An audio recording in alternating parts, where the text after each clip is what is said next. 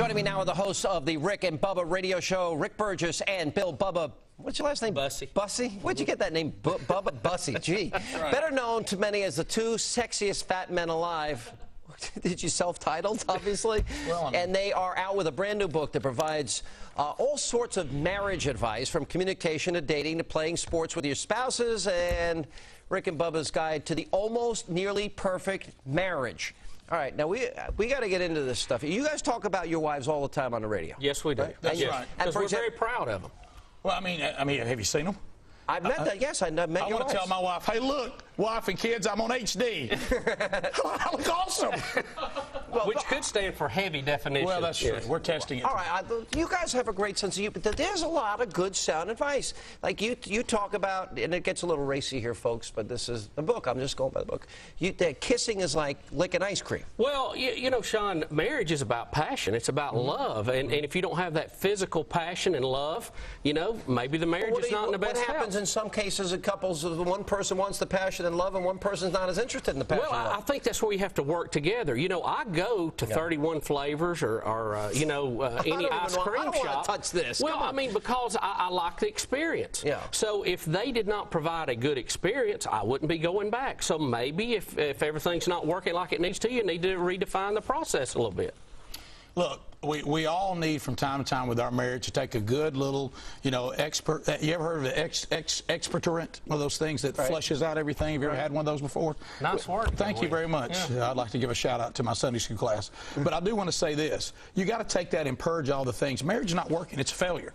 And one of the things we got to do with our marriages is to get back to the basics. When was the last time you saw marriage presented in a positive light? And with our show, we've always taken, you know, the commitment that we want people to see married people is actually the people who should be the people who are at peace, not the people who are somehow miserable. All right, how many? I've been married 17 years. How many years? 20 years this summer. I have been married 14 this February. All right, and you have been very public. You had a really tough personal family tragedy a little over a year ago where you lost your little child. Right. And that can be one of those moments in a marriage that tests you to the point a lot of people don't survive that. Well, you know, we cover it in the book. You know, the book has got a lot of funny stuff in it, but also has very serious things. Can you imagine? I do believe it's the worst thing that can happen on earth is for a husband and wife. You know, and my wife and I have 5 beautiful children, and our youngest child, you know, passed away a year ago this past January in an accident in our backyard pool. Right. And, you know, that's one of those things that, you know, most marriages can't survive.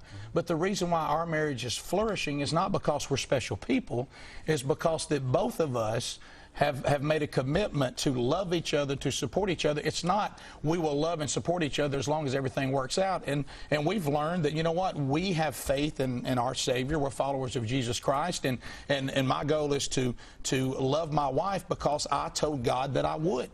And for her to love me, it's an action. It's not something you just hope works out. To love, honor, cherish, be faithful to, forsake all others. These words actually mean something, but yet people make that vow, and 50% of marriages end in divorce. Well, and Sean, a lot of people look at it, they're making the vow to their spouse, and they certainly are, but they're also making it to God. What, so do you think a lot of people say, well, in the end, if it doesn't work out, I'm out of here? Well, here's what I love is when, you know, I'll be counseling a couple, and I'll say, what's the problem? And they'll go, well, we just don't love each other anymore. And I go, what are you in, junior high?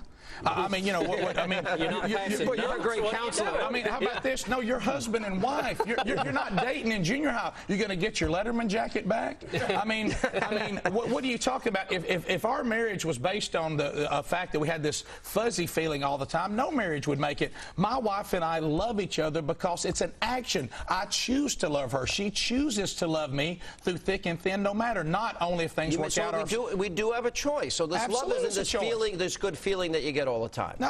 All right, what do you do when, like, your wife spends so much money on shoes that it just annoys the living daylights out of you? Sean, look. My wife has a shoe closet that would rival. Sean, you know what? She's doing that to be attractive to you. Pick your battles wisely. Shoes is not worth fighting over. Is 100 pairs enough? Absolutely. Sean, what if she wants 300? Who cares? If she enjoys wearing them and it makes her feel good, and thus she wants to go on a date with you, then let her have her shoes. Let me ask you this, Sean. Do you want to go home tonight and Jill be waiting you at home, a happy woman with 300 shoes, or an angry woman with 4? Let her have the shoes. Who cares? Checkmate. All right. Fight the battles that matter. All right. Well, you guys talk a little bit about some of the annoying habits that people have. You talk about rules of engagement for men and women. What is that? You know, one of the things that really drives us crazy about young men now is they just want to hang out. I mean, what is hanging out? Go out on a Hook date. up. What's hook you know, up? by our They go on group dating. By our standards, by today's laws, we would have stalked our wives. I mean, my wife tried to break up with me, and you know what I told her? I said, "Takes two to go together.